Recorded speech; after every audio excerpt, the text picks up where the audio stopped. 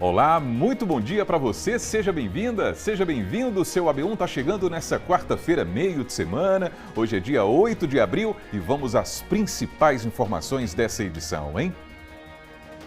A gente vai mostrar nessa edição um crime em Jataúba. Um homem e uma adolescente de 12 anos, pessoal, foram mortos a tiros na noite de ontem. Segundo a polícia, o homem já tinha passagens pela polícia pelo crime de tráfico de drogas. Na residência onde o crime aconteceu, os policiais encontraram várias armas e drogas. Daqui a pouquinho, a gente vai trazer todos os detalhes a respeito desse assunto. Do G1 Caruaru e região, Fábio Gomes vai trazer todas as informações sobre uma atualização do governo a respeito da chamada lista suja do trabalho escravo. A Aline Melo também está com a gente nesse AB1. Vou começar por Fábio Gomes. Bom dia para você, Fábio. Oi, Almir, muito bom dia para você, bom dia para todo mundo ligado com a gente aqui nesse AB1 de quarta-feira. E é isso mesmo, o governo federal atualizou a chamada lista suja, com o nome de diversas empresas e empregadores que têm aí registro de pessoas que trabalham em situação análoga à escravidão. 169 novos nomes foram divulgados nessa última lista que foi atualizada na tarde da última segunda-feira e, segundo o governo federal, mais de 2.000 pessoas foram resgatadas dessa situação do trabalho análogo à escravidão. Algumas empresas são de Pernambuco, inclusive algumas aqui de Caruaru, e daqui a pouquinho eu volto trazendo mais detalhes sobre esse assunto, Almir. Perfeitamente, Fábio. A Aline vai trazer informações sobre os alertas divulgados pela Defesa Civil em períodos chuvosos, por exemplo. A gente vai entender como é que funciona esse trabalho junto à população. Bom dia para você, Aline. Oi, Almir, muito bom dia para você, para todo mundo que nos acompanha, especialmente nessas épocas em que chuvas são mais recorrentes. É importante que a população entenda exatamente como a Defesa Civil pode ajudar, pode atuar, inclusive com esse alerta que fica na palma da mão, no celular. Eles avisam sempre que tem sinal de chuva forte por aí. Daqui a pouco a gente entende melhor sobre o assunto. Almir, volto com você. Perfeitamente. Aline e Fábio, estamos juntos nesse AB1. E hoje tem a última reportagem da série Desafios e Superação, uma jornada com microcefalia 10 anos depois. Você vai ver que algumas mães com filhos nessa condição enfrentam ameaças de ex-companheiros. Já pensou nisso? O motivo dessas ameaças a gente vai entender na reportagem que fecha essa série. Gessé Acioli e Leonardo Costa também estão com a gente ao vivo. Gessé vai trazer boas notícias para quem está de olho no movimento do mercado de trabalho, porque hoje tem a Bem Emprego. Não é isso, Gessé? Bom dia para você.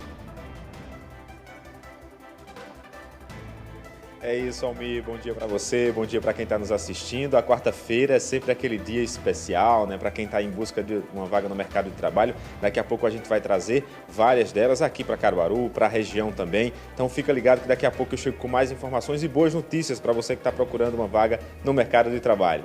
Olha aí que coisa boa. Leonardo também vai falar sobre oportunidades de trabalho nessa quarta-feira. Bom dia para você, Léo.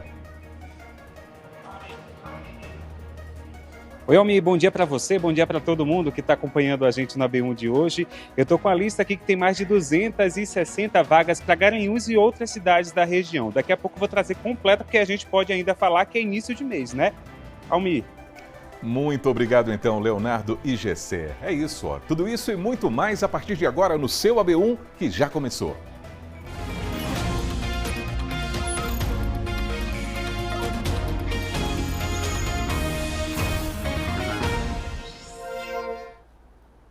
Agora, 11 horas mais 51 minutos, estamos juntos na telinha da TV Asa Branca, pelo nosso portal, o G1 Caruaru e região, e pelo Globoplay também. Tem aqui do lado o QR Code que leva você para o nosso aplicativo para acompanhar o AB1 ao vivo e de graça pela internet. Então, vamos ver como é que está o clima aqui em Caruaru nesse instante. Imagens ao vivo, céu bonito, ó.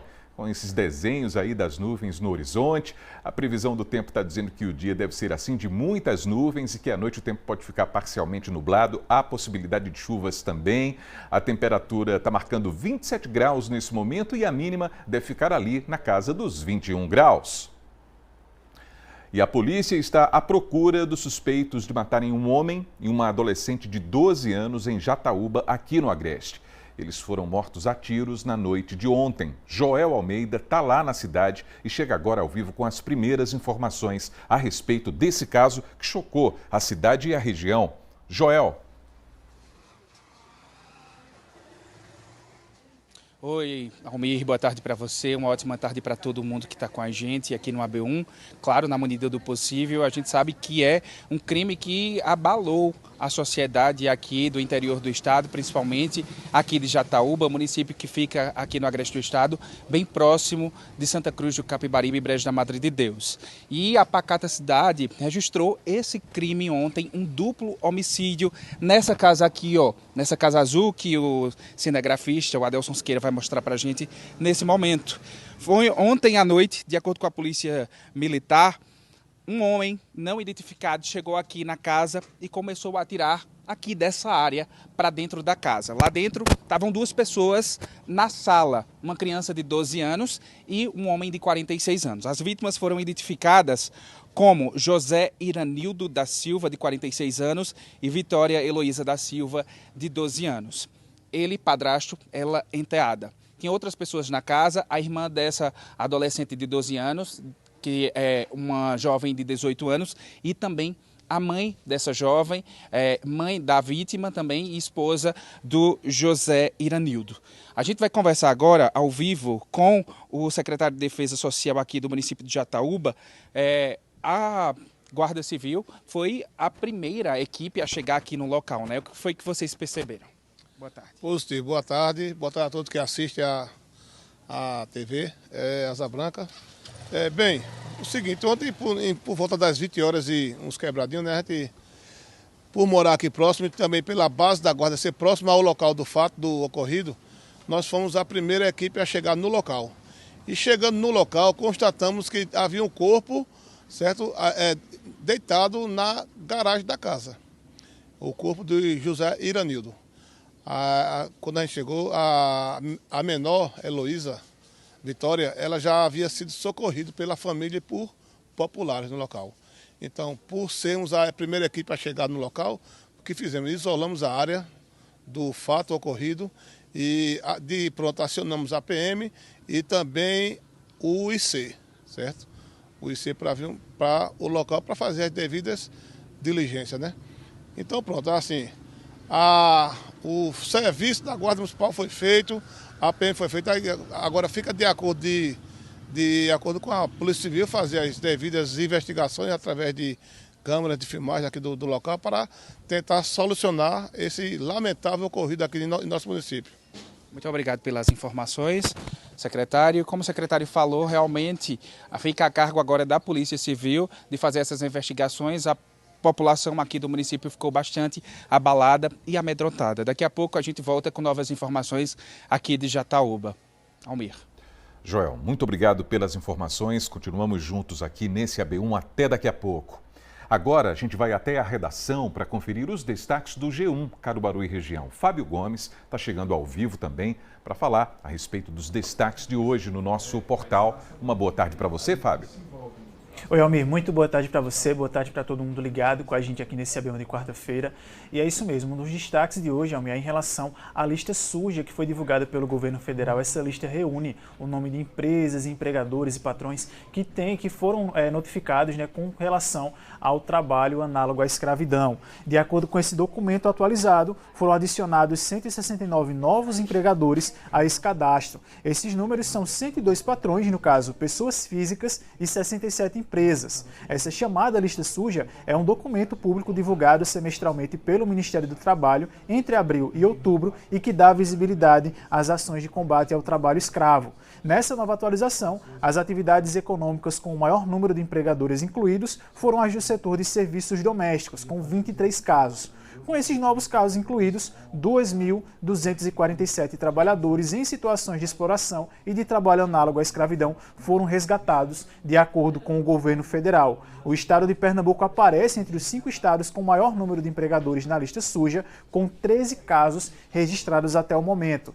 Acessando a nossa reportagem do G1, é possível conferir o nome e mais informações sobre cada uma dessas empresas, né, e patrões que foram adicionados a esta chamada lista suja. suja. Para conferir mais detalhes é só apontar a câmera do celular para o QR Code que aparece na tela e conferir essa reportagem na íntegra no nosso portal, Almir. Isso, Fábio. Por isso a importância da denúncia, como a gente viu nessa reportagem do G1. É fundamental. A denúncia é uma ferramenta para ajudar a combater a prática desse tipo de crime também. E para a gente mudar de assunto, Fábio, tem informações a respeito de uma programação muito tradicional lá em Panelas, né?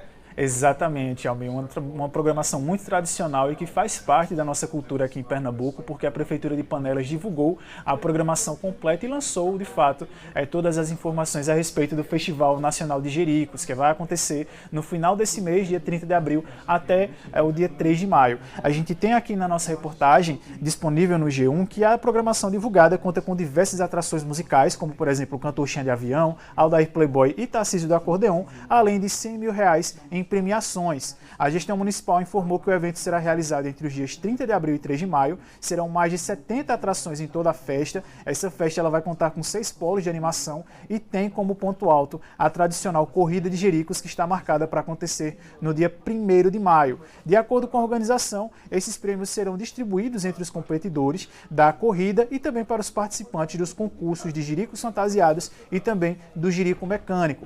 A grade da programação dos artistas tem como, por exemplo, Tarcísio da Acordeon, Xande Avião, Lipe Lucena, PV Calado, Maurício Ramalho e vários outros artistas locais que estão espalhados pelos diversos polos. A gente tem nossa reportagem completa aqui no G1, trazendo aí o nome de cada um desses artistas, mais informações sobre o evento e também o horário de cada uma dessas apresentações. Então aproveita o espaço bacana aqui do AB1, convido o nosso telespectador para ficar de olho nessa programação bem bacana que foi preparada, né, pela Prefeitura de Panelas para o evento desse ano, Almir.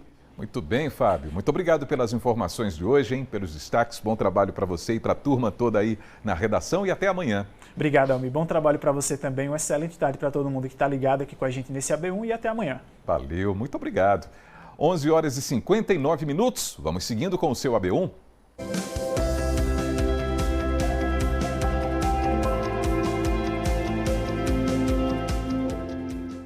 Isso, tá na hora do AB Emprego, hein? A gente vai falar ao vivo com o Leonardo Costa, que está lá em Garanhuns e vai trazer as vagas oferecidas hoje naquela região ali do Agreste Meridional também. Uma boa tarde para você, Léo. Oi, Almir, boa tarde para você, boa tarde para todo mundo que está acompanhando a gente no AB1. Olha só, a gente está ainda no início do mês, muita gente quer recomeçar aí no mercado de trabalho e tem muita oportunidade. Eu estou aqui no Expresso Cidadão, onde está funcionando a Agência do Trabalho de Garanhuns temporariamente. A gente tem aqui mais de 260 oportunidades para Garanhuns e outros 4 municípios daqui da região. Vamos acompanhar essa lista completa. Em Arco Verde tem uma vaga para ajudante de carga e descarga de mercadoria e outra para operador de caixa. Em Garanhuns tem vaga para eletricista de instalações, instalador de sistemas fotovoltaicos e recepcionista. Em Palmares são 100 vagas para pedreiro e 100 vagas para servente de obras. Em Pesqueira tem 4 vagas para armador de estruturas de concreto, 2 para bombeiro hidráulico, 3 vagas para carpinteiro, 2 para eletricista, 8 para pedreiro e 20 vagas para servente de obras. E em Serra Talhada tem 8 vagas para administrador de redes, 2 para camareiro de hotel, 3 para empregado doméstico nos serviços gerais, 2 para encanador, 2 vagas para pedreiro e 2 para vendedor pracista. Acabei de ficar sabendo de mais 3 oportunidades aqui para Garanhuns, viu, Almir? Atendente balconista, empregada doméstica e vendedor externo. Como eu falei, a Agência do Trabalho de Garanhuns está funcionando no Expresso Cidadão, que fica aqui na Avenida Lions Club, número 305, no bairro Boa Vista. O número é 87-3761-8668. Horário de funcionamento igual do Expresso Cidadão, funcionando até o fim da tarde. Se você chegar aqui, já pode ter acesso a essas oportunidades. Mais vagas também tem lá no site do CEDEP. Mas aí em Caruaru, Gessé Acioli tem muito mais oportunidade. Ele está na Casa do Trabalhador. Vamos acompanhar. É isso, Léo. Por aqui também nós temos muitas vagas na região e aqui em Caruaru especificamente. A gente traz agora as informações, né, desejando a todos uma ótima tarde, né? Já passou do meio-dia para todo mundo aí que está nessa expectativa por uma vaga de trabalho. A gente confere agora aqui em Caruaru quais são essas vagas. Em Caruaru, são 6 vagas para ajudante de carga e descarga de mercadoria, 4 vagas para ajudante de eletricista, vagas também para almoxarife, analista de programação e controle da produção e auxiliar de jardinagem na conservação de vias, 4 vagas para auxiliar de limpeza, 15 para auxiliar de linha de produção, 1 vaga para auxiliar técnico de refrigeração, outra para barman, 3 vagas para confeiteiro, 7 para consultor de vendas, 3 vagas para costureira, 3 também para cozinheiro, 1 para encarregado de expedição, outra para faturista, 5 vagas para fiscal de ônibus, 4 vagas para garçom, 2 vagas para líder de produção no acabamento de chapas e metais, 1 para mecânico de manutenção de máquina industrial, 2 vagas para operador de ponte rolante, 3 para pedreiro, 6 para servente de obras, 1 vaga para sushi man, 2 para vendedor interno e 26 vagas para vendedor pracista. Pois é, essas são as vagas aqui para Caruaru, e aí para você que é aqui da cidade, pode se dirigir até a Casa do Trabalhador, que fica na rua Floriano Peixoto, número 147, funciona das 8 da manhã às 5 da tarde, sempre de segunda a sexta-feira. Mas, para você que é de outras cidades, né, e quer saber as vagas, a gente também tem vagas na região. A cidade de Bezerros, por exemplo, tem 3 vagas para armador de estruturas de concreto, 1 para auxiliar de almoxarifado, 5 vagas para carpinteiro, 5 vagas para pedreiro e 10 vagas para servente de obras. Já na cidade de Santa Cruz do Capibaribe, tem 1 vaga para auxiliar de confeiteiro, 1 para camareira de hotel, 1 vaga para chapista de lanchonete, 1 para cozinheiro de restaurante, enfestador de roupas tem 1 vaga, 1 também para mecânico de motocicletas, 1 vaga para operador de caixa, e aí tem 2 vagas para promotor de vendas, 2 para recepcionista e 1 vaga para vendedor de comércio varejista. A gente reforça que para você que é de outra cidade é só se dirigir à Agência do Trabalho ou Casa do Trabalhador mais próxima ou entrar no site e obter todas as informações através do cedep.pe.gov.br. É isso, Almir? Muito bem, Gessé, é isso mesmo. Inclusive, a gente vai seguindo também aqui com o AB Emprego, além dessas oportunidades, para falar sobre os direitos do trabalhador, né, Gessé? Porque muita gente utiliza os equipamentos da empresa no dia a dia. Às vezes um computador, às vezes um notebook, tablet, às vezes o celular funcional, isso dentro ou fora do local de trabalho. Mas, se esse equipamento apresentar problemas, se quebrar, por exemplo, o que é que acontece, hein, Gessé? Pois é, Almir, essa é uma dúvida recorrente, né? Porque, afinal de contas, a gente que trabalha, né, empregado, tem sempre ali uma relação com algum equipamento, com algum tipo de equipamento para o trabalho no dia a dia. O advogado trabalhista Felipe Neves está conosco aqui e vai nos ajudar a entender essa situação. Doutor, quando existe essa questão do material ali do trabalho, tem um equipamento que eu trabalho com ele e, de repente, quebrou. Quais são as normas dentro da lei que especificam sobre essa situação, sobre um equipamento que quebrou na mão do funcionário? Boa tarde. Boa tarde, Gessé. Boa tarde a todos que nos acompanham pelo AB1. A CLT ela aborda no seu artigo 462, parágrafo 1º, que quando há ali um dano causado, um dano no equipamento de trabalho, esse dano quando ele ocorre de forma dolosa, ao empregador é lícito efetuar o desconto quinzenal ou mensalmente da folha salarial daquele empregado. Isso porque ele agiu de forma dolosa, ou seja, ele teve a intenção de quebrar aquele equipamento. Diferentemente de quando o dano ele ocorre de forma culposa, ou seja, o empregado ele não teve a intenção de quebrar aquele equipamento e, nesse caso, o empregador não é lícito efetuar o desconto. Mas, nesse caso, há uma ressalva, porque se houver um contrato de trabalho ali especificando em uma cláusula que, mesmo agindo de forma culposa, o empregado quebre aquele equipamento, ao empregador é lícito realizar o desconto mediante ali o pagamento dele, seja mensal, ou melhor, seja quinzenal ou mensal. Como é que fica essa questão do desconto, né? Porque, por exemplo, vai acontecer o desconto, mas muitas vezes o salário é limitado, isso vai impactar na renda mensal ali do trabalhador. Como é que funciona esse acordo? Existe um acordo entre as partes ou existe uma porcentagem que deve ser descontada? Nesse caso aí, o próprio contrato ele vai estabelecer ali uma porcentagem para que não venha prejudicar o empregado. Isso quando há ali o dano de forma culposa. No caso doloso, também se aplica a mesma porcentagem, mas tudo isso vai estar especificado no contrato de trabalho. A gente agradece aqui ao Dr. Felipe Neves, advogado trabalhista, que nos ajudou a compreender sobre essas questões de trabalho, né, que estão previstas em contrato, quando se quebra ali um equipamento na mão, né, do funcionário, como é que funciona essa questão dessa relação entre empregado e empregador para que haja o desconto ou não do salário, né, da pessoa que está envolvida aí nessa questão do equipamento quebrado. É isso, Almir, eu volto contigo, sempre aqui trazendo informações, né, e deixando claro para o trabalhador quais são os seus direitos e deveres.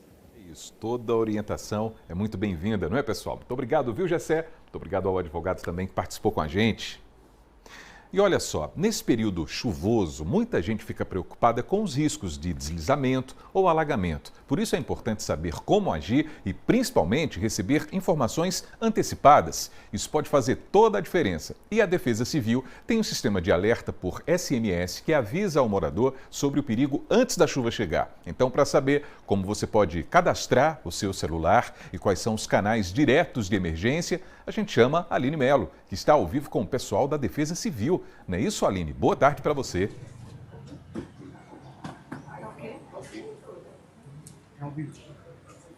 Exatamente, Almir. Boa tarde para você, para todo mundo que nos acompanha. A população pode e deve contar com a Defesa Civil, mas muita gente não sabe exatamente como ou de que forma esse órgão atua. Por isso, vamos conversar agora com Mário Revoredo, que é gerente de Proteção e Defesa Civil. Ele vai explicar para a gente. Boa tarde, Mário. De forma prática, como é que a Defesa Civil ajuda e atua com a população?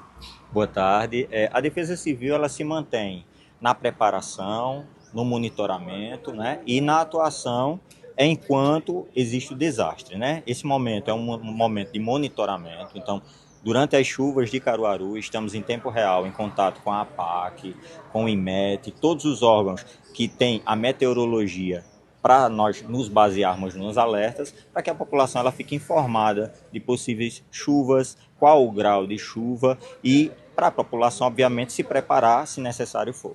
E algo que chegou para somar nesse processo foi justamente o alerta celular. Como é que funciona e, principalmente, como é que a pessoa pode ter esse alerta no seu aparelho?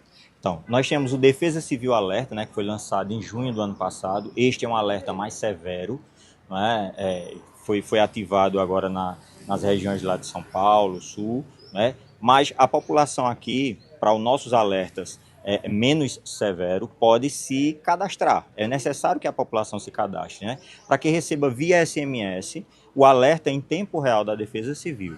Para isso, é só mandar um SMS para o número 40199, né? E no corpo do texto, o CEP da sua rua. Feito isso, você já está cadastrado e apto a receber os alertas da Defesa Civil. E em dias de chuva, né, Mário, pode acontecer algumas emergências que a população pode entrar em contato com vocês. Como eles entram em contato e quais situações também poderiam se enquadrar como uma emergência? Então, é importante que a população ela entre em contato direto pelo 199, é o nosso canal 24 horas, é um canal emergencial, né? Nós temos o WhatsApp também, que é o 983842411, mas priorizamos o 199 para as pessoas entrarem, né? Quando as pessoas se sentirem ameaçadas, né, por algum risco durante as chuvas ou não, né, uma questão de edifício, com problemas estruturais também, entre em contato conosco, mas neste momento, nessa quadra chuvosa, principalmente durante as chuvas, entrar em contato com a Defesa Civil, evitar passar áreas que estão alagadas, né? É importante salientar que 15 centímetros de água já pode carregar uma pessoa, 30 centímetros já pode carregar um carro, um veículo, e seguir essas orientações da Defesa Civil. Na dúvida, ligar para 199. Ok, muito obrigada por suas informações. O alerta celular, então, da Defesa Civil é importantíssimo nos aparelhos de todo mundo para ficar preparado e evitar sempre se precaver antes de sair de casa em dias de chuva. Almir, volto com você. Muito bem, Aline. Essas informações são importantes demais aqui para Caruaru, para o interior do estado inteiro. Muito obrigado. Daqui a pouquinho você volta com outro assunto aqui no AB1. E agora tem o Momento WhatsApp. A reclamação de hoje vem ali do Vassoural. O Josuel da Conceição mora por lá e está bem preocupado com a situação da rua. Vamos ver o que é que está acontecendo então. Sim, olha essa rua. Olha como ela é, olha. Olha. Olha. Aqui é o fundo do Hospital da Mulher. Aqui, olha. Olha. Olha.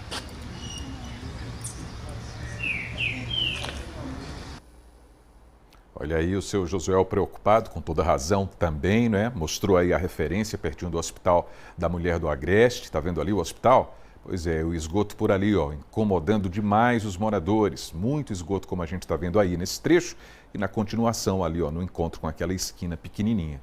Problema bem recorrente aqui na cidade, não é, seu Josué? Infelizmente. Mas a gente entrou em contato, viu, com a Secretaria de Infraestrutura Urbana e Obras e eles disseram que uma equipe vai aí ao local para realizar o levantamento da manutenção necessária. É uma resposta importante, então a gente vai aguardar, tomara que resolvam logo essa situação, porque a gente também vai seguir de olho por aqui. Aí a gente lembra, sempre, participe do Momento WhatsApp você também. Você grava um vídeo com um problema aí na sua rua, no seu bairro, enfim, e manda pra gente. O número está aí na tela, 99198-8212. Agora a gente vai para o intervalo. Daqui a pouquinho vamos voltar a falar sobre o crime que deixou uma adolescente e um homem mortos lá em Jataúba, hein? É no seu AB1 que volta em instantes, 12h, 13 minutos agora.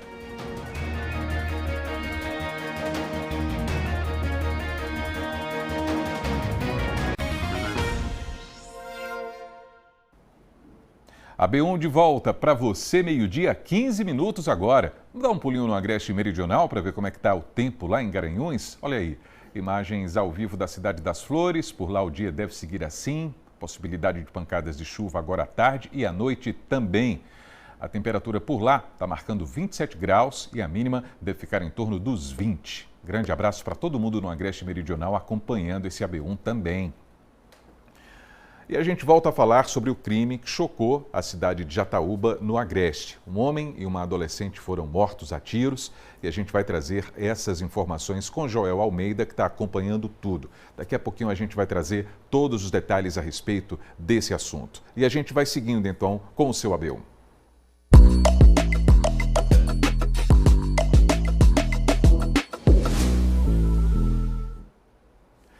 Agora tem o seu direito e a bronca de hoje, pessoal, tem a ver com empréstimo indevido. Pense num contratempo. Gessé Ascioli está voltando para falar sobre essa reclamação agora. Não é isso, Gessé? É isso, Almir. Uma coisa que tem se tornado recorrente, né? A gente tem acompanhado, inclusive, aqueles descontos que aconteceram do INSS, mas quando acontece, né, ali no benefício, descontos indevidos, é o caso do seu Severino, aposentado, que conversou com nossa equipe e está passando por um problema como esse. Vamos conferir. Os empréstimos fizeram meu salário. Que empréstimos? Que valores?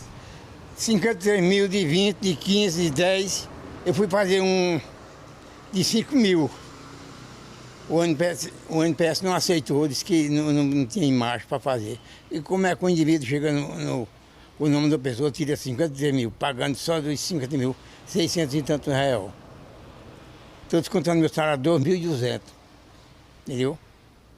Eu estava pagando 2 sindicatos, um já pagou 700 e outro falta, eu não sei se vai pagar mais, devolver, não sei como é que é. O senhor já procurou quem tanto? Eu já vim aqui por fora, já 3 vezes, fui para a Caixa, da Caixa fui para o Fórum, do Fórum mandaram para a Federal, da Federal mandaram para o Ministério Público, e do Ministério Público mandaram aqui para aqui novamente e para a Caixa. Aí tu os papéis da Caixa de NPS agora para ver o que vai dar. Situação complicada, né? Principalmente porque retira ali da parte de um salário que já é limitado para as questões mensais desse aposentado. Eu estou aqui com o advogado Felipe Menezes. Doutor, em situação como essa do seu Severino, o que é que ele deve fazer, o que é que ele deve procurar para resolver essa questão, já que ele está sendo, né, penalizado em relação ao seu salário sendo prejudicado? Boa tarde. Boa tarde. É bom lembrar que nessas situações, a gente não está falando de contrato, ele tem cara de contrato, mas se trata de uma verdadeira fraude, não é? Porque o consentimento do aposentado é essencial. Então, se o aposentado atesta que ele não consentiu, que o contrato não foi feito porque ele queria, a primeira providência que ele precisa tomar é acionar os sistemas legais. O primeiro, no próprio aplicativo do INSS, existe agora uma janela específica para bloquear novos contratos, certo? Então ele deve tomar as medidas administrativas, depois ele deve tomar as medidas policiais mesmo, fazer um boletim de ocorrência, não é? E também procurar o PROCON. Certo? Então, uma vez que ele procura o PROCON, ele então pode ir até o Poder Judiciário pedindo uma liminar para que seja suspenso a cobrança que é feita. E no caso dele, ainda pior, porque é verba alimentar, não é? Então, veja que se trata da própria subsistência do cidadão. Em relação ao que já foi, né, se já houve descontos, é possível reaver valores? É possível reaver porque é um contrato inexistente, trata-se de fraude. Então, no mesmo processo em que ele vai pedir uma liminar para que pare a cobrança, ele também vai pedir o retroativo dos valores que foram indevidamente retirados. Então, é essencial que ele pegue a documentação, que comprove que o desconto foi feito indevidamente e solicite o reembolso integral. Quando a gente fala sobre essas situações, é importante também, porque muitos aposentados passaram por essas situações, é importante estar sempre observando ali se o valor está vindo integral, se não está vindo nenhum desconto. Exatamente. É importante no aplicativo Meu INSS, você consegue ver cada descrição do que está sendo descontado do trabalhador e do aposentado. Então, um desses descontos, por exemplo, é o desconto associativo, não é? Que ele não é mais permitido que seja feito automaticamente. Uma lei agora de janeiro de 2026 passou a proibir. Então, não há mais descontos automáticos associativos, nem empréstimo pode ser feito sem o consentimento do aposentado. Então, ele vai no aplicativo, retira o extrato e consegue ver. No próprio aplicativo, ele consegue bloquear novas contratações. Doutor Felipe, muito obrigado pela participação conosco. É isso, ficar sempre alerta, porque essa é uma situação, inclusive, de subsistência, né? O salário do aposentado. Se você tem um problema, assim como o do seu Severino, é só mandar mensagem para o nosso WhatsApp, que é o DDD 81 99198 8212 e participar, claro, do nosso quadro Seu Direito. Almir Villanova. Exatamente, é o nosso compromisso toda quarta-feira aqui no AB1. Não é isso, Gessé? Muito obrigado mais uma vez pelas informações e ao nosso entrevistado também.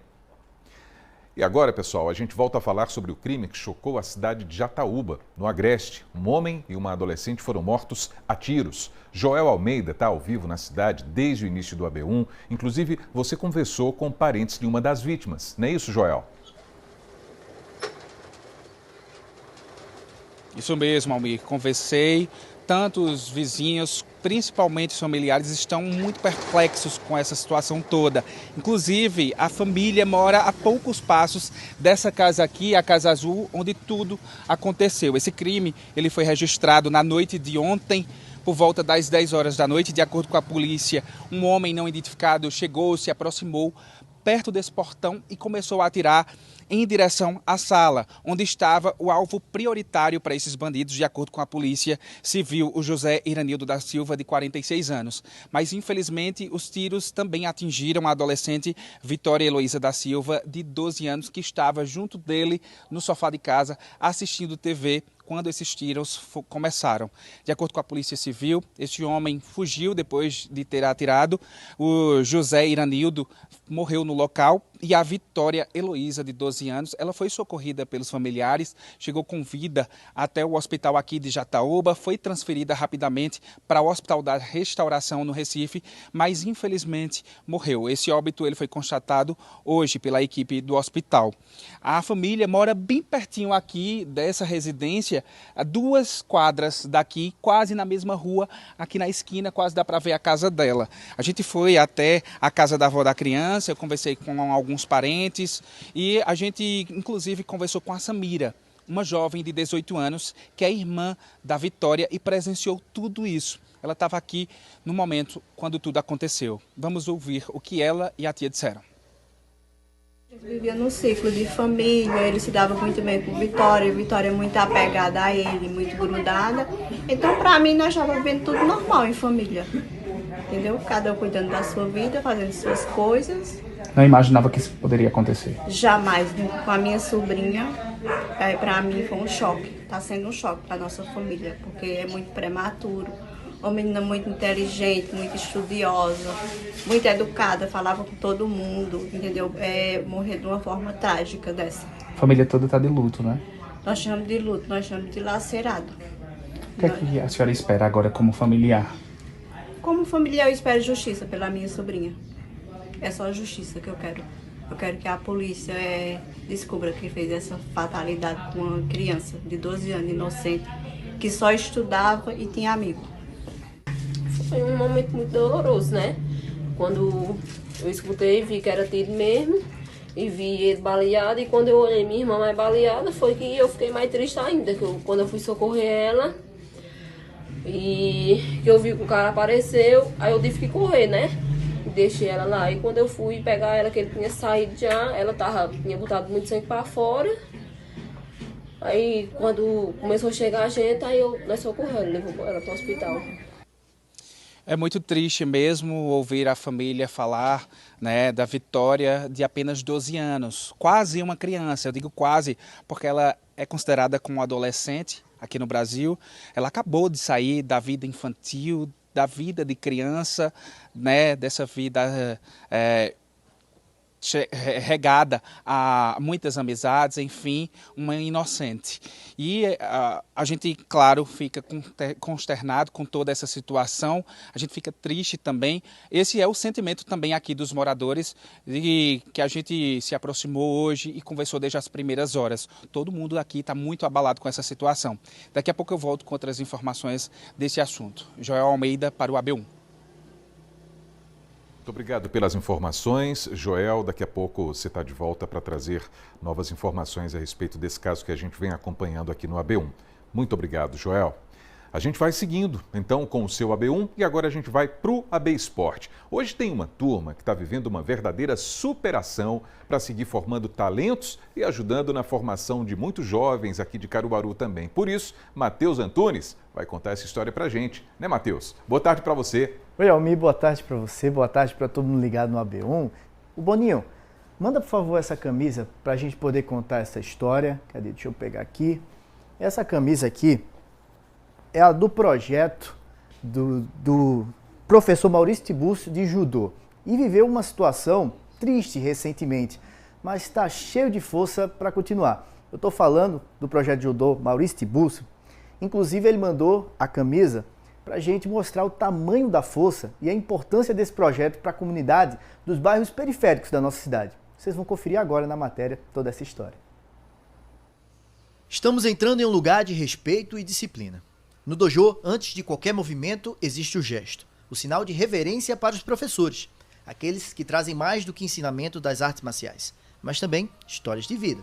E uma dessas histórias é a do professor de judô Maurício Tibúrcio, o homem que vem dedicando os últimos 16 anos de sua vida a um trabalho que transformou a vida de muitos jovens no bairro do Salgado, em Caruaru.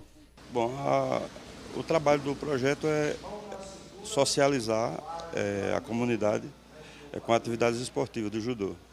E a gente procura, na medida do possível, ir ajudando aos poucos.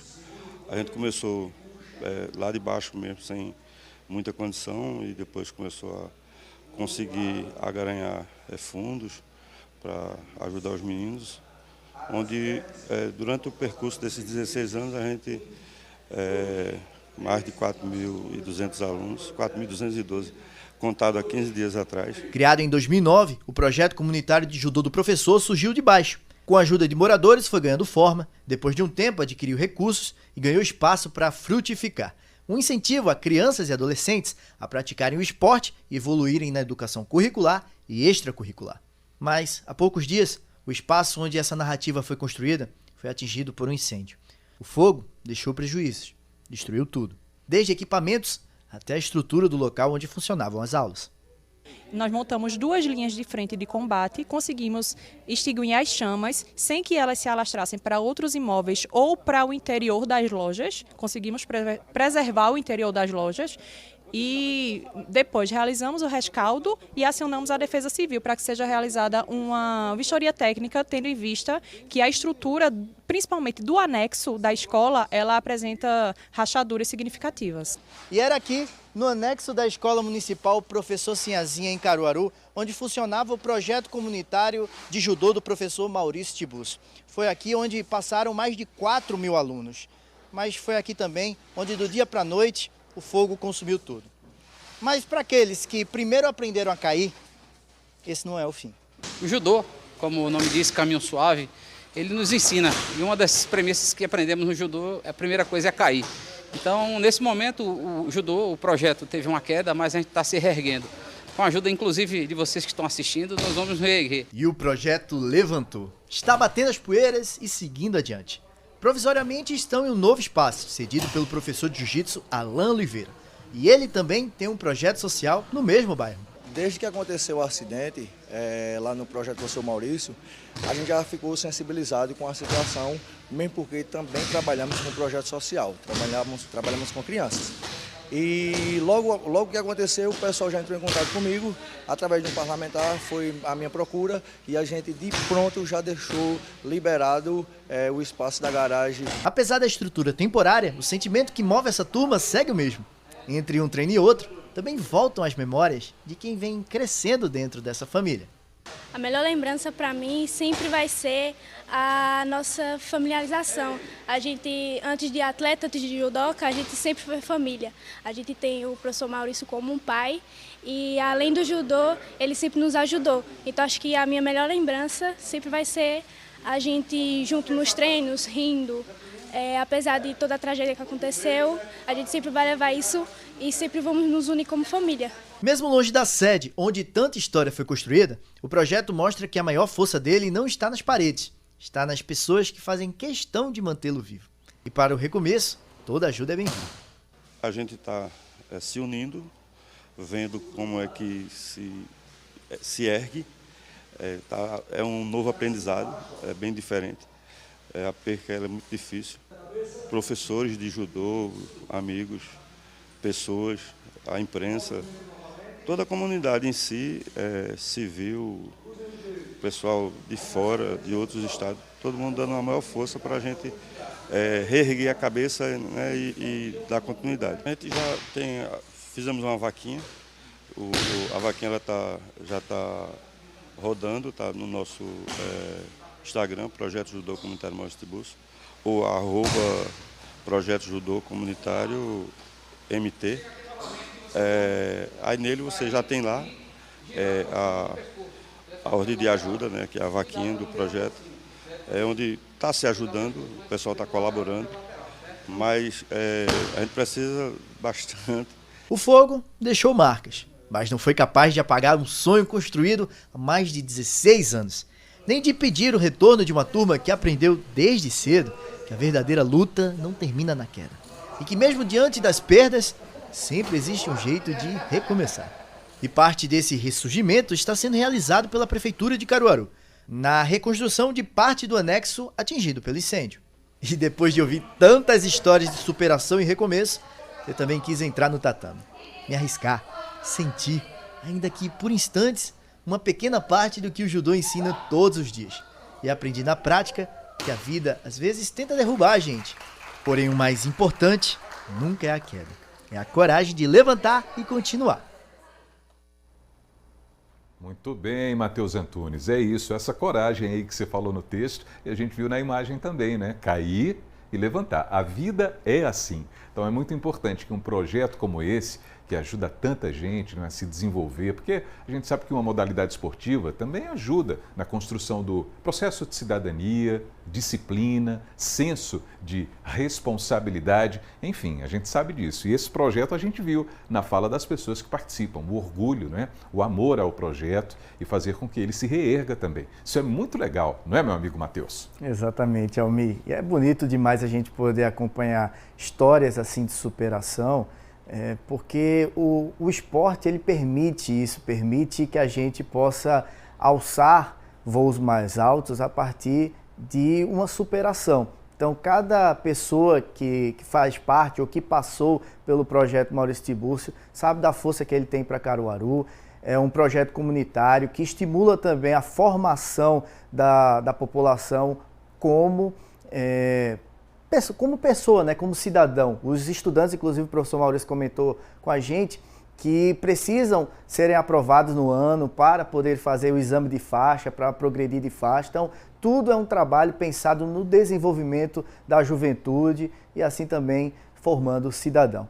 E aí, só para reforçar, pessoal de casa que quiser contribuir e ajudar no recomeço desse projeto, é Judô Comunitário MT. Judô Comunitário MT é o Instagram do projeto e lá tem um link com a vaquinha, né? O link da vaquinha é só clicar e você fazer a doação que quiser. Pode também doar diretamente com o professor Maurício Tibúrcio, seja valor de kimono, seja qualquer valor simbólico também ajuda muito a esse projeto Reerguer, Almir. Muito bem, Matheus, muito bem. É esse o recado. É bom a gente falar a respeito dessas histórias de superação, histórias boas. E amanhã tem mais um GE no Racha. O que é que vem por aí, hein, seu Matheus? Pois é, Almir, esse episódio é muito especial porque é o último dessa 5ª temporada e é um racha formado apenas por mulheres. Confere só um trechinho do episódio do Racha Delas. Um racha feminino, aqui de Caruaru, e esse é o Racha Delas!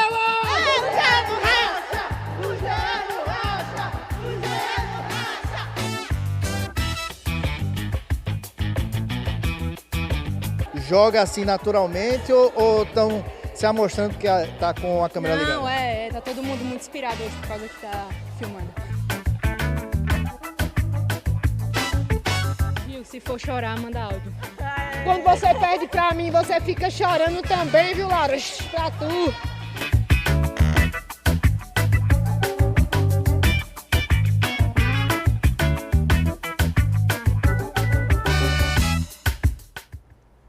Olha aí, depois do golaço, só no sapatinho, só no sambinha, né? As meninas mandando muito bem também no Racha do GE. Todo mundo vai conferir inteirinho esse episódio amanhã. Não é isso, meu caro Matheus? Exatamente, meu amigo Almir. Só com sambinha no pé, essas meninas deram um show também. E um show de alegria também. Ia estar muito engraçado esse GE no Racha. Então convido todos vocês a estarem acompanhando amanhã. E também quero fazer outro convite antes de me despedir aqui para vocês. É de estar acessando o nosso portal GE Caruaru e Região. Lá tem todas as informações do universo esportivo aqui pertinho da gente. Seja sobre futebol, seja sobre vôlei, seja sobre qualquer outra modalidade esportiva. Vale a pena conferir. QR Code está aqui na tela, é só apontar a câmera do celular que você vai ser direcionado para lá. Ou também entrar via notebook, PC, o que você desejar. Valeu, pessoal de casa. Forte abraço para vocês e a mim. Até amanhã. Mateuzinho, valeu, hein? Aquele abraço para você e até amanhã. A gente vai seguindo com o seu AB1.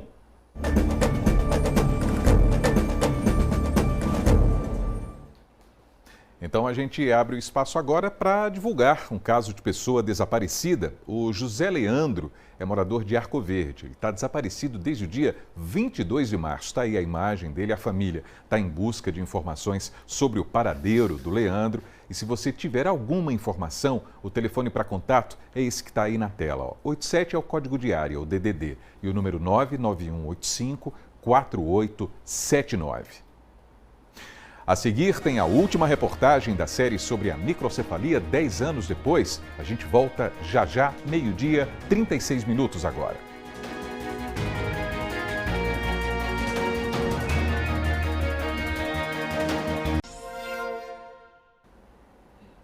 Então, o seu AB1 está de volta nessa quarta-feira, meio-dia, 38 minutos. Vamos ver um pouquinho do trânsito agora. Essa é uma imagem que a gente está vendo ali, ó, da rua 15 de novembro. É o coração comercial da cidade, uma movimentação aparentemente tranquila.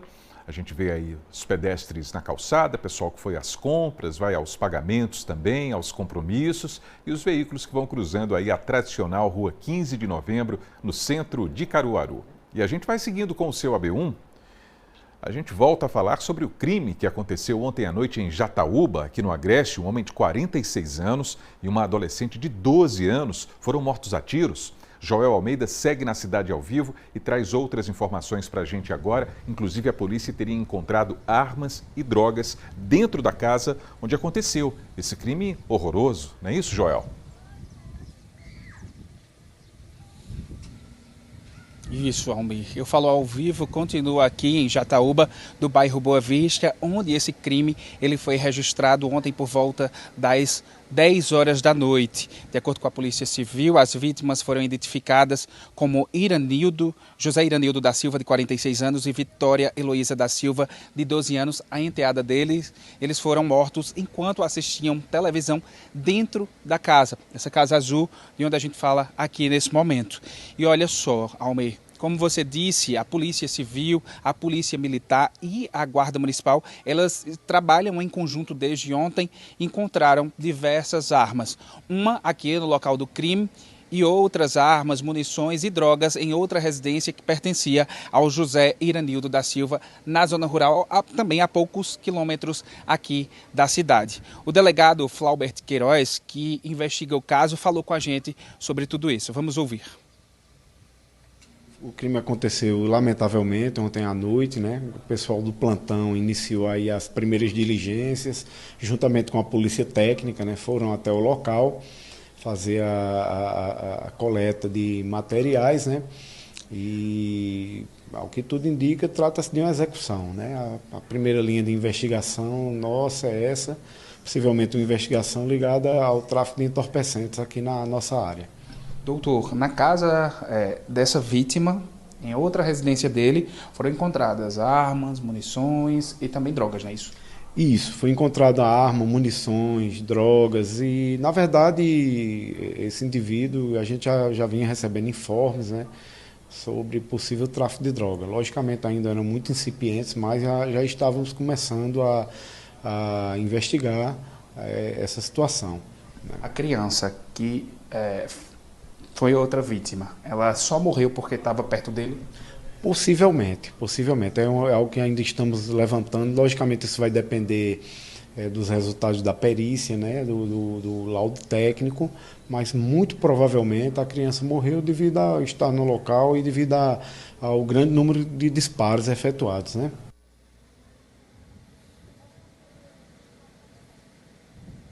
A polícia, portanto, já iniciou essas investigações e você que está assistindo a gente, se puder colaborar, tiver alguma informação, pode fazer isso de forma anônima, ligando para 190-190 e também para o Disque Denúncia, que funciona no número 3719-4545, também de forma anônima. Você pode ligar, não precisa se identificar e fornecer essas informações e esse trabalho ele vai ser agilizado. A gente, portanto, fica acompanhando todo esse caso. A gente pode voltar com novas informações, ainda sou por volta de 12h40 da tarde. A B1 ainda tem muita informação, até 1h da tarde. Almir, você pode me chamar e a gente pode voltar com essas novas informações, tanto agora no AB1 quanto no AB2. Almir.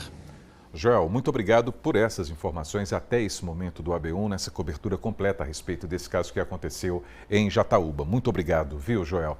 E a gente segue aqui acompanhando essas informações também para falar a respeito desses aspectos ligados à violência. É de fato impressionante, não é? Como a criminalidade gera tantas vítimas, tantos inocentes perdem a vida por conta da violência, por conta da criminalidade, enfim. Além da morte desse homem de 46 anos, como a gente viu, tudo isso está sendo investigado pela polícia e a gente vai seguir acompanhando o caso da adolescente. Você já pensou nisso? 12 anos de idade, acabou de sair da infância e teve a vida interrompida no começo da adolescência por conta desse cenário de violência e de criminalidade que toma conta da região inteira, infelizmente. A gente vai seguir acompanhando tudo aqui no seu AB1. E agora, para a gente mudar de assunto, vamos dar uma olhadinha na previsão do tempo em algumas cidades da nossa região também, começando por Toritama, aqui no Agreste, temperatura mínima por lá, mínima de 22, máxima de 27 graus. Em Palmares, na Zona da Mata, a temperatura mínima prevista é de 23 graus, a máxima pode alcançar os 26, como a gente está vendo aí na tela, e lá no Sertão, Sertânia, mínima de 20 e máxima de 28 graus. Bom, a gente sabe que o ambiente escolar é muito importante para a educação, é claro, e a alimentação também é um ponto fundamental. Hábitos saudáveis são importantes para garantir mais saúde para os alunos e algumas unidades de ensino trabalham essa questão. Veja na reportagem. É na infância que se formam hábitos alimentares para a vida toda. E é na escola que as crianças e adolescentes passam a maior parte do seu tempo. Ou seja, promover a alimentação saudável também é um compromisso escolar. Nesta escola de Sairé, no Agreste de Pernambuco, são preparadas mais de 300 refeições diariamente. O cardápio tem um objetivo: assegurar saúde a longo prazo para os estudantes. Eles vão crescer saudáveis, livres de algumas doenças crônicas, não vão desenvolver, o risco é menor, né, de desenvolver as doenças crônicas, como eu falei, o diabetes, obesidade e também hipertensão arterial. Por isso que é extremamente importante evitar alimentos ultraprocessados, não é isso? Sim, nós procuramos ofertar alimentos de forma natural, in natura, para que eles não venham no futuro desencadear algumas doenças. Acontece que comer é uma habilidade aprendida. É por isso que é necessário ter cuidado e muita paciência, especialmente naqueles casos em que a criança apresenta seletividade alimentar. Samantha é mãe de Davi, de 5 anos de idade. Ela conta que o filho apresentava resistência para experimentar alguns alimentos. A participação da escola na alimentação dele foi essencial para despertar o interesse da criança. Ele apresenta resistência com alguns grupos alimentares. Porém, depois da terapia alimentar, com uma terapeuta ocupacional e nutricionista, ele começou a apresentar melhoras. Chegou um momento da fase de Davi que ele só aceitava vitamina de banana.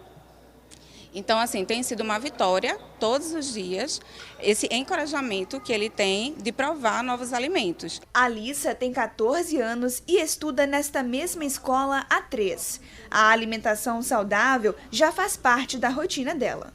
A gente tem um costume de sempre respeitar os 8 remédios naturais, e um deles é a alimentação saudável. Aqui no colégio a gente opta pela alimentação saudável, que eu particularmente gosto muito, e além de nos ajudar a ser gostosa, ela nos ajuda com muitos benefícios.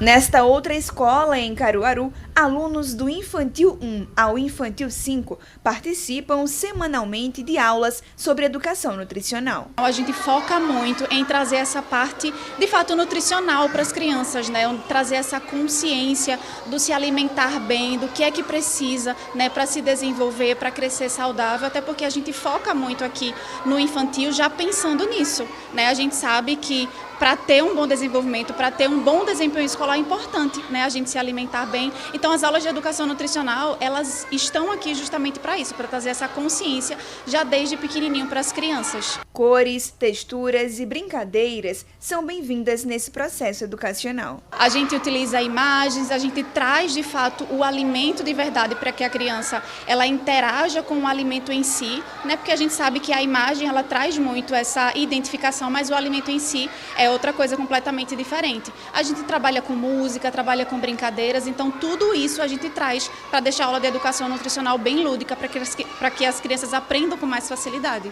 No refeitório, as opções são atrativas: pizza, brownie, cachorro-quente, mas com um detalhe importante: todos os ingredientes são saudáveis. A gente tenta trabalhar aquela alimentação que é mais atrativa ao paladar da criança, mas incrementando ingredientes que normalmente são mais saudáveis, né? Então, os alimentos da gente contêm mais alimentos fonte de raízes, a gente tem alimentos que contemplam questão de carboidrato, proteína. O que a gente pode citar aqui nessa mesa que se encaixa nesse sentido? Então, a gente tem um cardápio bem variado. Como eu já te falei, tem a pizza, que é com massa de batata doce, o brownie de beterraba com cacau, a gente tem o cachorro-quente, que é pão com massa de couve. Então, eles nem imaginam que tem esses ingredientes na alimentação. A alimentação na escola prepara a criança em muitos contextos. Eles aprendem a ter autonomia com os talheres, experimentam novas comidas e aproveitam refeições em grupo. O importante é oferecer, incentivar e, claro, educar o paladar. Muito bem. E agora a gente vai ver a terceira e última reportagem da série Desafios e Superação, uma jornada com microcefalia 10 anos depois. Hoje vamos ver que mães com filhos nessa condição estão enfrentando ameaças de ex-companheiros. O motivo dessas ameaças você vai acompanhar agora com a gente.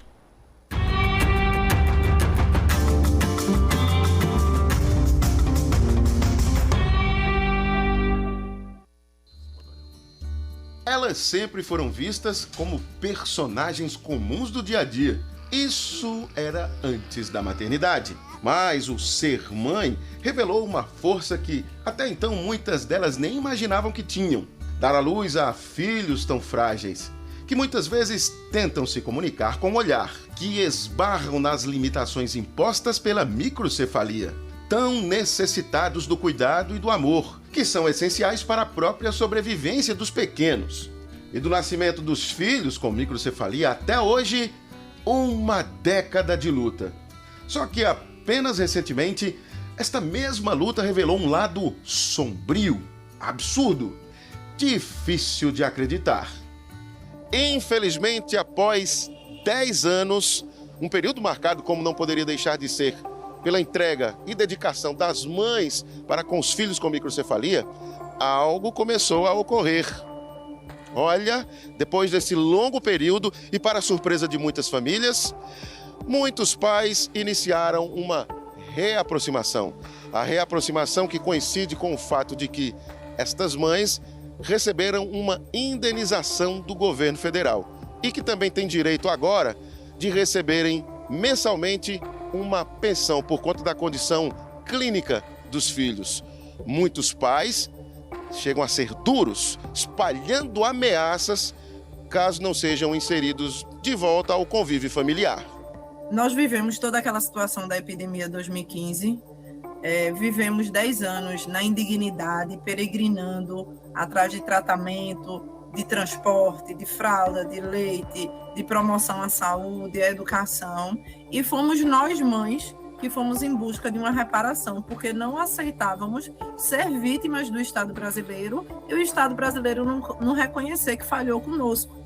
A epidemia do Zika foi uma emergência internacional de saúde, o qual deveriam ter cuidado dos nossos filhos, de nós, mas o mínimo básico, que é um saneamento básico, um abastecimento de água adequado, nós não tínhamos, ainda não temos. Então está todo mundo vulnerável ainda a qualquer tipo de situação semelhante. Então nós, mães, cansadas da humilhação, nós fomos em busca de melhorias, nós fomos em busca de justiça social. Então passamos 10 anos tramitando uma lei dentro do Congresso, conseguimos aprovar ela a duras lutas, enfrentamos um veto presidencial, derrubamos o veto presidencial e conseguimos que essa lei fosse assinada pelo atual presidente. Mediante a isso, com 2 meses, a gente conseguiu regulamentar essa lei. E de lá para cá, a gente achava que seria muito mais fácil, porque a gente achava que o mais difícil tinha sido os 10 anos de luta. Mas, na realidade, não foi.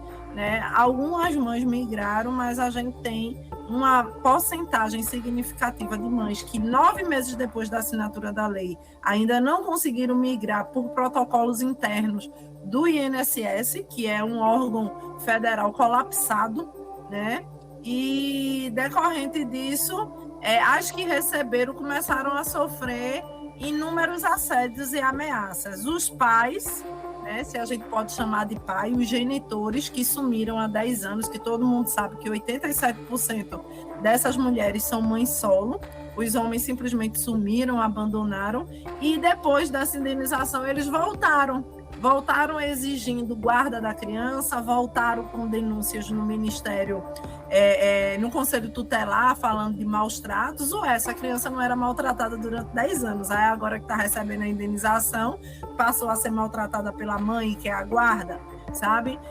Passou a ser assediada, essa mãe passou a ser assediada pelos familiares, pelos amigos pedindo dinheiro emprestado, pelos vizinhos, aonde quer que essa mãe chegue, que todo mundo saiba que essa criança é Zika, acha que todo mundo recebeu, que não é o caso, e mesmo que fosse, sofre assédio referente a isso. Ameaças de morte, ameaças de tomar guarda, de pai abrir a boca e dizer: eu mato a criança, mas eu não vejo, eu vou para a cadeia, mato a criança, mas eu não vejo você melhorar de vida, em cima do meu filho, o meu filho esse que ele passou 10 anos ausente, sabe? Germana Soares é presidente da União Mães de Anjos, voltada para o apoio e as causas das famílias de crianças com microcefalia em Pernambuco.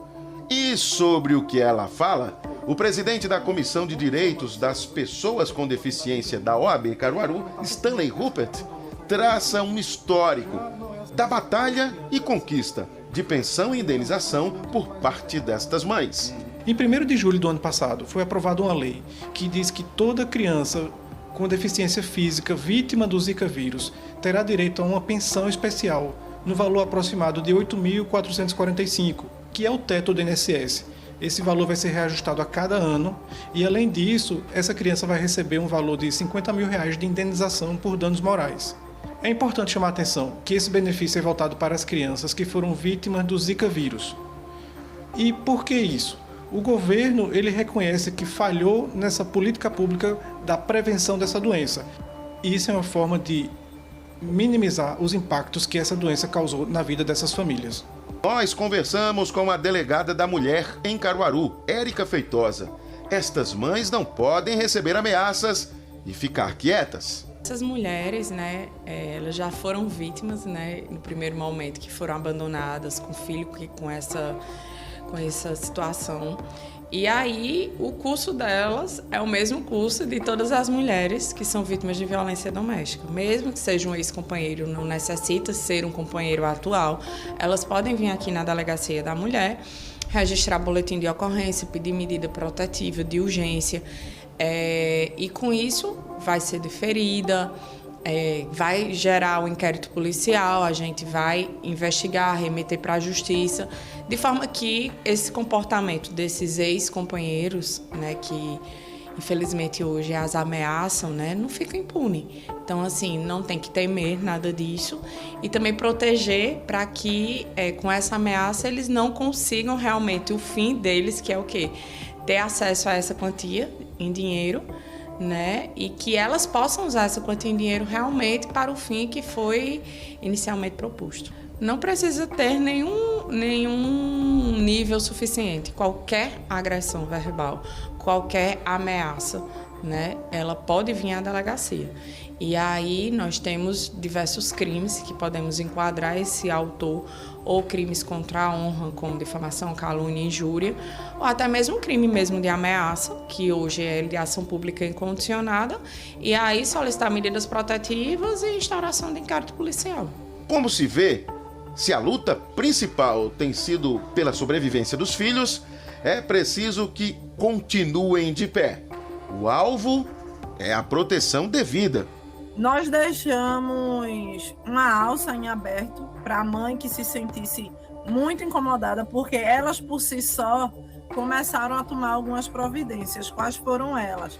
Quando começou a receber a indenização, mudaram de cidade, mudaram de casa, foram para mais próximos de parentes, vieram para mais próximos das capitais, né, da capital, para poder se sentir mais segura, porque apesar de nós, da União de Mães de Anjo em Pernambuco, termos 12 pontos de apoio nas 12 gerências de saúde do estado, a nossa matriz fica em Recife.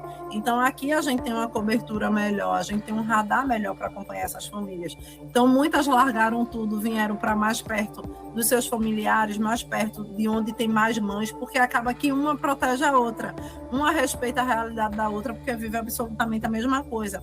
Então a gente deixou o Ministério Público em alerta, o Ministério das Mulheres, a própria polícia, nós deixamos em alerta para um caso mais grave, que venha realmente a uma situação mais grave de um sequestro, de algo que ameace essa mãe perder essa guarda e a gente saiba que essa mãe cuida bem dessa criança, aí a gente entra com os dois pés. Da mesma situação que nós tivemos de pais que cortaram a pensão, a riqueza de pensão que davam, né, 150, 300, 400 reais para essa criança, aí cortaram porque disse que a mãe agora não precisa, mas a indenização da criança não tem nada a ver com a responsabilidade de você colocar um filho no mundo. Seu papel de pai, seu dever de pai é para continuar, você deve isso, é um direito da criança. A legislação brasileira protege a maternidade. E o que isso quer dizer na prática? Que, regra geral, a mãe é que vai deter a guarda da criança. Somente em casos extremos é que uma mãe perde a guarda de uma criança. Por exemplo, maus tratos, violência, falta de cuidado. Se a mãe é dependente química de substâncias como drogas ou álcool. Se não tiver nenhuma dessa situação, a mãe não irá perder a guarda da criança. Se algumas mães estão sendo ameaçadas pelos genitores dessas crianças de perder a guarda, ela deve procurar o Poder Judiciário, Defensoria Pública, algum advogado especialista em direito da família para que possa ter o seu direito resguardado. Enquanto as mães de filhos com microcefalia buscam refúgio, é dever de toda a sociedade caminhar com elas. e tentar assegurar o melhor para quem veio a este mundo, sem ter locomoção muitas vezes, sem ter tido a chance, como em muitos casos, de continuarem vivos entre os seus. Por isso, uma saudação e muita força para todas essas mães e mães de verdade, no enfrentamento a esse tipo de comportamento oportunista desse tipo de homens que a gente viu e que a gente não pode chamar de pais. Muito importante essa série para tocar nesse assunto e chamar a atenção de toda a sociedade para debater também esse tema no dia a dia. E amanhã é dia de abrir o consultório para mais um AB Saúde. O tema dessa quinta-feira é herpes zoster. Veja. O AB Saúde desta semana fala sobre herpes zoster, doença causada pelo mesmo vírus da catapora que pode provocar dor intensa, feridas na pele e muito desconforto, principalmente em quem está com a imunidade baixa. Você vai saber quais são os sintomas, como prevenir, quem pode tomar vacina e quando é preciso procurar um médico. Tem alguma dúvida? Manda sua pergunta para o WhatsApp da Asa Branca, que um especialista responde. É no AB Saúde, no AB1. E daqui a pouquinho, tem o Panorama CBN. A gente vai conversar com o técnico em segurança do trabalho, Vitório Vinícius. A gente vai falar sobre prevenção a acidentes, claro, no ambiente de trabalho. O Panorama começa às 2h, na Rádio que Toca Notícia. E assim termina o seu AB1 dessa quarta-feira. A gente volta a se encontrar amanhã, se Deus quiser, a partir das 11h45. Valeu, pessoal. Grande abraço e até lá.